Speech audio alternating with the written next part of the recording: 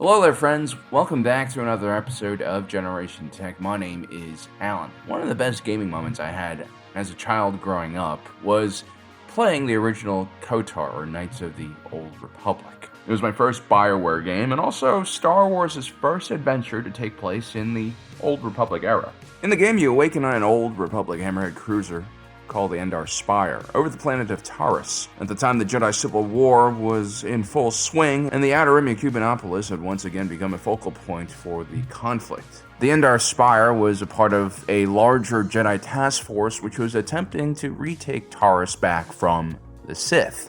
That is, until it was pulled out of hyperspace by some mysterious energy. Now, for those of you who don't know, the Hammerhead Cruiser is the main capital ship used by the Republic Navy during this time period. And its design truly reflects the Republic's more peaceful ways. This is a government that is focused more on spreading its influence through economics or diplomacy. And so this wasn't a true ship of the line, it's more like an escort frigate, good for long-range patrol missions, not so good for going up against much larger cruisers and battleships. And that is exactly what is facing the Endar Spire in the beginning of the Knights of the Old Republic. It's been basically intercepted by a much larger Sith vessel, a 600-meter long ship, twice the size of the Endar Spire, called the Leviathan. The Leviathan was a part of the Old Republic's new line of Interdictor Class Cruisers. These are really formidable ships, far more militarized and aggressive than your usual Old Republic vessel. So, why is this Old Republic vessel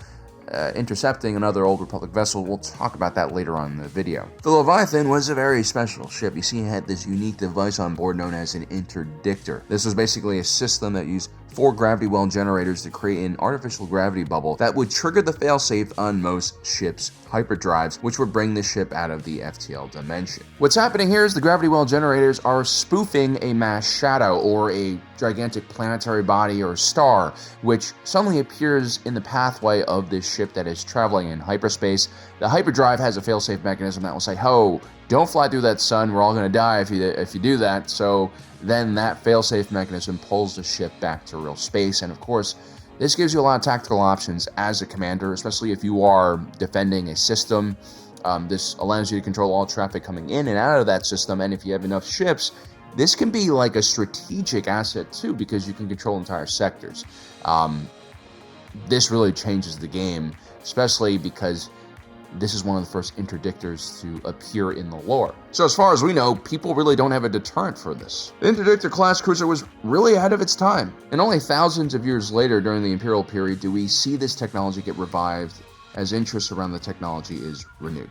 Before we continue, have you guys heard of Opera? It's an internet browser I've been using for the last 5 years, and it is feature-packed. With their newly updated Opera 1 R2, they're taking customization to the next level. Take a look at this floating music player. It allows you to control all of your music without interrupting your browsing. You can also change how your browser looks with themes and appearances, view 2 tabs at the same time in the same browser window, and group tabs together by context in tab islands. And recently visited tabs actually leave traces. The darker the underscore, the more recently you visited them. Opera also includes powerful AI tools like Aria, which you can bring on screen anytime with simple keys and ask questions. Aria can generate images based on your prompts and can also scan and recognize images that you upload. Opera is for the savvy internet user who knows exactly how they want their workspace to be set up when they're using an internet browser. So check out the link in the description below and download Opera today so you can start customizing your workspace. And so all throughout the Knights of the Old Republic, this massive and terrifying ship is just lingering on in the background, and it's pretty much invincible, and it can pull you out of hyperspace at any time and completely change the course of your journey. It's almost a super ship that belongs in another era, especially when you compare it to whatever the Old Republic fields. There's just nothing really like it at the time. Now, the first Interdictor Class Cruiser was approved for construction in 3963 BBY, a few decades after the Great Sith War ended. That conflict had shook the Republic and its Jedi Guardians, especially because fallen Jedi had played a huge part in the devastation which afflicted almost a quarter of all Republic worlds. In the decades that followed this conflict, the Jedi put a lot of focus on hunting down the remaining Dark Jedi or Sith that remained around their homeworld of Korriban, but eventually the Republic repurposed the Jedi to focus on other things, mainly rebuilding worlds that have been devastated by the conflict, and also cracking down on piracy and bandits. The Old Republic faced the same problem that the Republic always did. There were far too many planets for them to guard.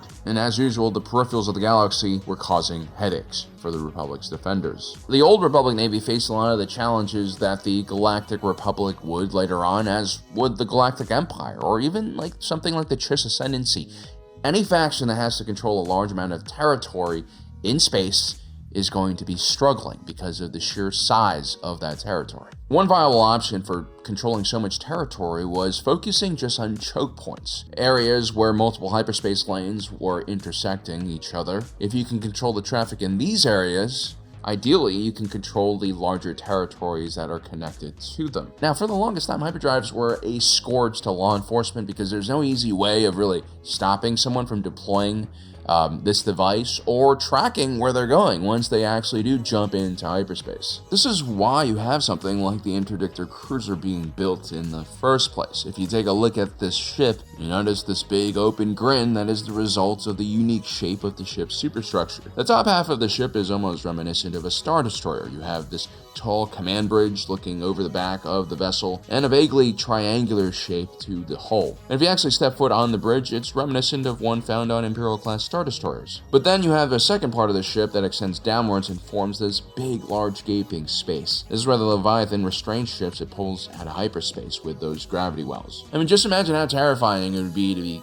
pulled out of hyperspace, disoriented, and then captured by this large sea monster-like vessel, you know. I guess that's where the Leviathan gets its name. A ship like this, which can control the hyperspace lanes, would have been even more effective back during the Old Republic period, primarily because of a less developed galactic hyperspace infrastructure. Especially in the Outer Rim and the peripherals, there are some systems that potentially only have a handful of ways in and out. Some only have one or two. And these ships weren't just for combating piracy and bandits, although during peacetime it was definitely useful in that role. The Old Republic also had a larger military strategy that this not the Leviathan, the Interdictor Class Cruiser played a huge role in. See, the Old Republic's military strategy was all about keeping a relatively small peacetime fleet to lower cost. The idea is to invest in heavy industry in your society and, keeping the economics in your faction healthy, so that if there is a conflict, you can just rely on the Republic's industrial infrastructure to retool itself for military production. And so in most wars that the Old Republic got involved in, the Republic Navy, in the beginning of the conflict, is really just there to buy more time so that the political and economic system can catch up and adjust to war footing. I mean, if you take a look at the Mandalorian Wars, where the Interdictor Class Cruiser was first used, the Mandalorians had been raiding and pillaging for almost 12 years in the Outer Rim before the Republic mounted a serious attempt to stop them. And they really didn't do anything until they reached the planet of Terrace. It's kind of like what the Chinese did to the Japanese when they invaded in the 1930s. Then nationalist leader Chiang Kai-shek was basically like, come on in, take as much land as you want. And the Japanese struggled with this. They really just wanted Manchuria. They didn't have the troops or resources to control all of China. I mean, the country was massive. Not even Chiang Kai-shek controlled the entire country. He was in the middle of a civil war with the communists. And so, if you have a lot of territory, you can use large expanses of ideally undeveloped land as a buffer zone to slow down enemy forces.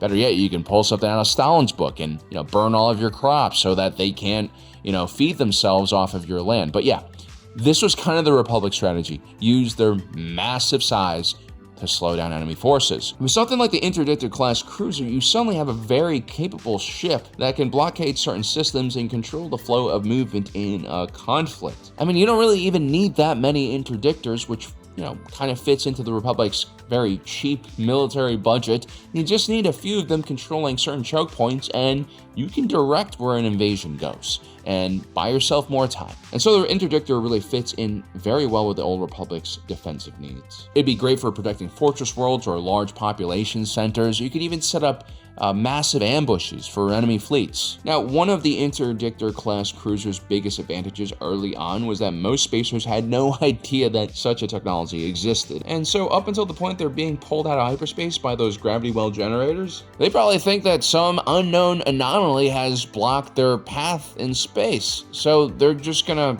arrive in real space utterly confused. Sometimes the crews might not even be awake, especially smaller vessels that might be running a skeleton crew. And hyperspace is one of the few predictable parts of space travel, so usually crews schedule rest and relaxation during these journeys. You don't really need to keep as vigilant of a watch as you would if you were, floating in subspace. And so when an Interdictor Class Cruiser pulls a ship out of hyperspace, not only is the crew unaware of what is going on, they might be completely unprepared to react. Maybe their shields are off. Maybe their weapon systems are not manned and powered on.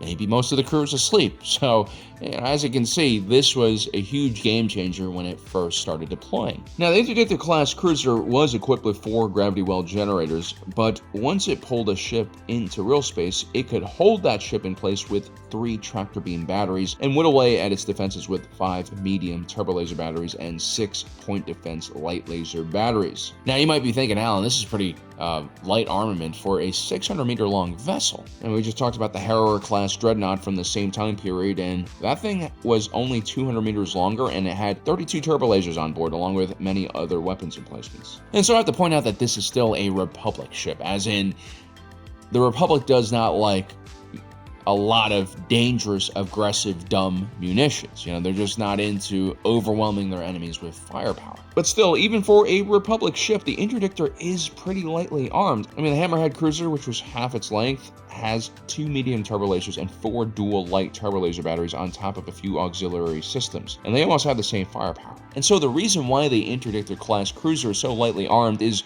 really just a power generation problem. The gravity well generators are going to pull a lot of energy. And if we take a look at the Galactic Empire's lineup of interdictors, they're also pretty lightly armed and armored compared to your usual ship of the line for the same reason. And actually, if we take a look at Grand Admiral Thrawn's 7th Fleet, the way the Chiss Genius usually deploys interdictors is in reserve and in the rear. The interdictor is really more of a support vessel that is supposed to avoid direct combat and focus on controlling the battlefield. And if you take a look at the crew requirements on this ship, it's pretty hefty. It's like around 5,200. That's twice as much crew as the larger Harrower class dreadnought. I'm sure you have at least double the engineering crews just to maintain those 4 gravity well generators, which you're going to want to have all working for this kind of interdiction field to be generated. The interdictor could also hold up to 3,600 Sith troopers for boarding operations or ground operations. Ideally, during the Old Republic period, you're going to protect these ships with a group of Hammerhead cruisers or some other type of escort vessel. The Interdictor would serve as more of a command vessel, although in certain situations you do need multiple interdiction ships to create a larger field, so you could have multiple of these ships in the same fleet. But by and large, this is the biggest weakness of the Interdictor Class Cruiser. It's just the lack of weapons systems. Although it should be noted that the Leviathan, the most famous Interdictor Class Cruiser, was a bit different. You see, instead of being produced by Republic Senior Fleet Systems like the rest of the Interdictor class, the Leviathan was the only Interdictor class produced on Corellia. This was a planet known for creating modular civilian freighters, and so the Leviathan ends up being much more heavily armed than its brethren. It has 4 turbo laser cannons, 20 quad laser cannons, and this gives it a substantial amount of firepower, and as we see with the destruction of Taurus, the Leviathan can dish out some really heavy fire from orbit. Now, this does give the Leviathan a lot more teeth, but I'm not exactly sure if the gravity well generators are going to be operational when you're using all of your firepower. So there could be some trade-offs here. Leviathan also has 2 ion cannons and a tractor beam generator for disabling ships and halting their movement. Now, you might have heard me say multiple times that the Leviathan is a Sith vessel, whereas the Interdictor Class Cruiser is a Republic class of ship, so this is kind of confusing. Let me explain. So, basically, during the Mandalorian Wars, as the Mandalorian Crusaders reached Taurus and started threatening the more important parts of the Republic, a schism occurs in the Jedi Order. A young Jedi known as Revan goes against the will of the High Council and gets involved in the conflict on the Republic side. As the war progresses, these Jedi known as Revanchists began to take leadership positions in the Republic Navy and start seeing success against the Mandalorian Neo-Crusaders. But soon, the Jedi of the Old Republic period start running into the same problems that the Jedi during the Clone Wars encountered. These young Force users trained in the confines of the Jedi Temple were not used to all of the desperation and death and destruction of war. And so a lot of these Jedi ended up turning to the dark side or just going crazy. Revan would vanish for some time with his close followers, all who turned to the dark side, and they would discover an ancient superweapon called the Starforge. This giant construct could take any machine and replicate it using the energy from a nearby star as raw resources. It was here that Revan would start constructing a new gigantic fleet, a new Sith fleet that he would use to take out, ideally the Sith Empire, but he also takes out the Republic. And in his fleet, he would clone hundreds of these Interdictor Class Cruisers. He would also create Sith fighters that were a blend of Republic and Recon technology as well. And he would also revive a few old Sith battleship designs. Now, we're not exactly sure what the differences are between a Starforge Interdictor Class Cruiser and one that comes out of Republic Senior. That'd be a really cool thing to discuss further, but I don't think there's a lot of information about this. As far as like factories go, the Starforge is more fantasy than like, industrial, I guess. But anyway, Revan would eventually return to the Republic at the head of a massive fleet of what looked like Republic ships, but were actually a part of his new Sith fleet. The Jedi Civil War would start in earnest, and Revan's former flagship, the Leviathan, now captained by Admiral Salt Kareth, would defect to his side along with many other Republic military personnel who remembered their old leader and how capable he was. And so that is why the Leviathan is actually a Sith vessel. Now, complementing this state-of-the-art interdictor vessel, Revan also had two heavy hitters. The ancient Daraphin-class battleship used by the Sith during the Great Hyperspace War, and also the Centurion-class battle cruiser, a 1,200-meter-long wedge-shaped ship, which essentially is just the great-great ancestor of the Imperial-class Star Destroyer. These were two very heavily armed and armored vessels that could soak up a lot of damage, and so they could essentially escort these interdictors and screen them from enemy attack. Now, in current times, the Leviathan, the Interdictor Class Cruiser, wouldn't be all that formidable. Even its potent gravity well generators would be considered quite weak when compared to the versions used by the Chiss or the Empire. Its firepower, its complement of fighters on board, its hyperdrive, its armor, its shields, everything would be considered outdated. But the sheer boldness of this ship's design and its interesting use of gravity well generator technology is definitely something that makes it quite special. And it would influence many future designs as well. And because of my experience in KOTOR, the Leviathan has always been one of my favorites in the Old Republic period. It's just a really cool looking ship with a lot of interesting features. Well, guys, I hope you enjoyed our video about this ship. Don't forget to subscribe and hit that notification button down below so you don't miss out on the rest of our awesome content. As usual, my name is Alan, reminding you that my allegiance is to the Republic, to democracy. I'll see you next time.